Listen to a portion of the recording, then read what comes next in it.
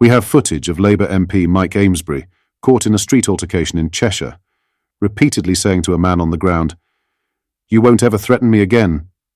The public remind him he's a local MP, to which he responds, "Yes, I am, and you won't threaten the MP ever again, will you?" So much for the changed Labour Party and cleaned-up politics. We will check out this footage whilst also going over all of the latest news from up and down the country. But first, hit the like button and subscribe to the channel and join our fast-growing community. So, as stated in the intro, we have footage of Labour MP Mike Amesbury caught in a street altercation in Cheshire, repeatedly saying to a man on the ground, "You won't ever threaten me again." The public remind him he's a local MP, to which he responds, "Yes, I am, and you won't threaten the MP ever again, will you?" Have a watch. You won't ever threaten me again, will you? Leave it. The MP will run through and fucking smacking someone on the floor. Leave it. The MP will run through and smacking someone on the floor. Yes, I am. Yes, I am. And you won't threaten the MP ever again, will you? Oh, is it Mike? Is it Mike? Yes. He's the local MP, Jono. Aye. Get him on You'll never camera. threaten me. You'll Get him never on threaten camera, me Jono. He's the ever local again. MP.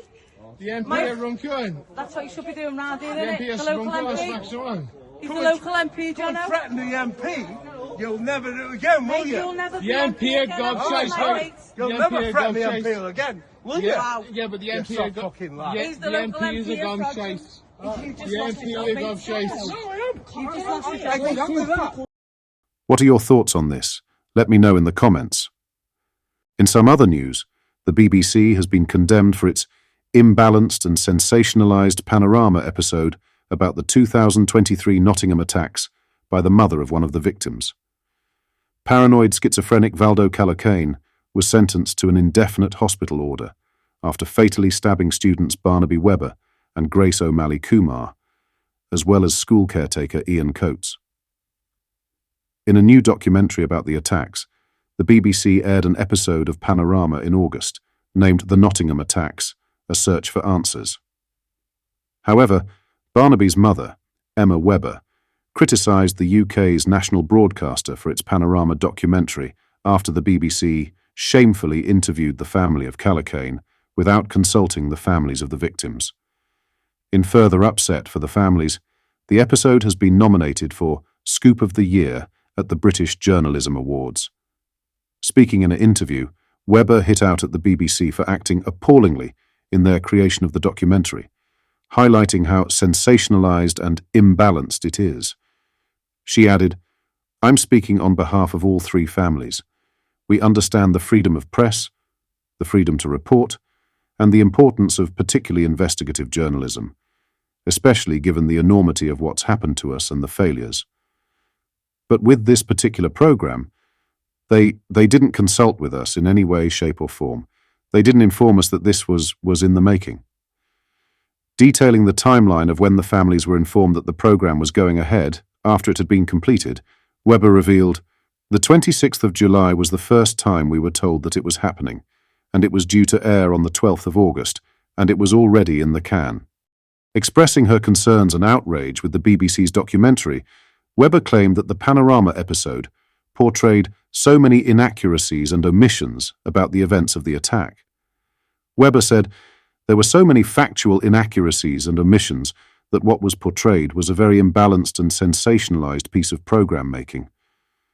As soon as I asked why we weren't involved in it in any way or informed, we were pretty much told, well, you had your say when the BBC did the big cases, which is an extended news piece that aired in January and was filmed throughout the end of last year.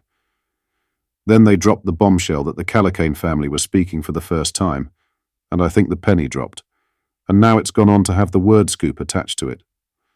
Telling in the interview about the action the families are taking against the BBC, Webber revealed that they have complained to both the BBC and press complaints and are awaiting an official response.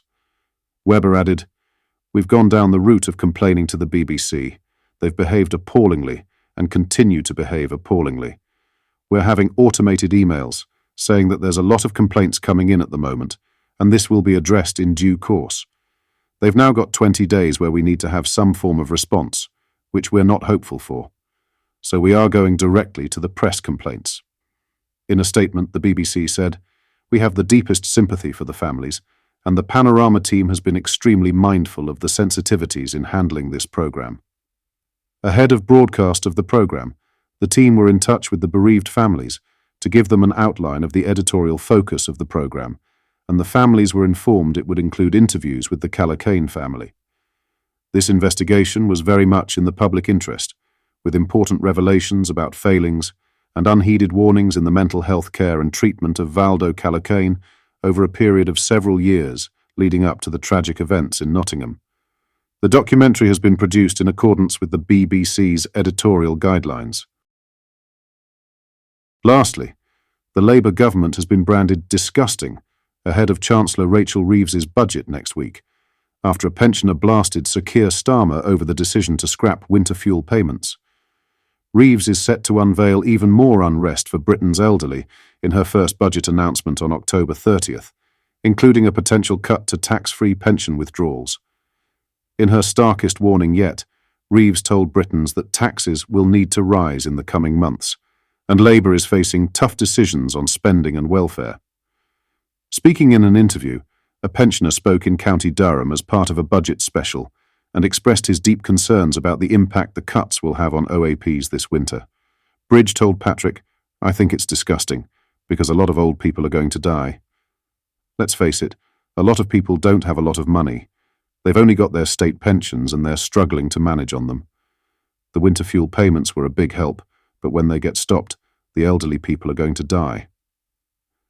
Highlighting how the winter months will also affect younger families in Britain, Bridge noted that rising energy bills means people will have to decide whether to heat or eat. Bridge claimed, "A lot of young families are going to struggle because they don't know whether to feed the kids or put the heating on. Children have to be kept warm, and if you don't put the heating on, the children are going to be cold, and some fragile children are going to die." When asked by Patrick for his thoughts on how elderly people are treated by the government, Bridge admitted, "I don't think how we're treated is good enough. In other countries, elderly people are sort of like revered, like China.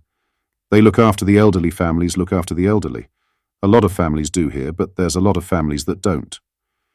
Recalling his experience of visiting the care home to see his wife for more than 7 years, Bridge noted that many residents in the home do not get visitors.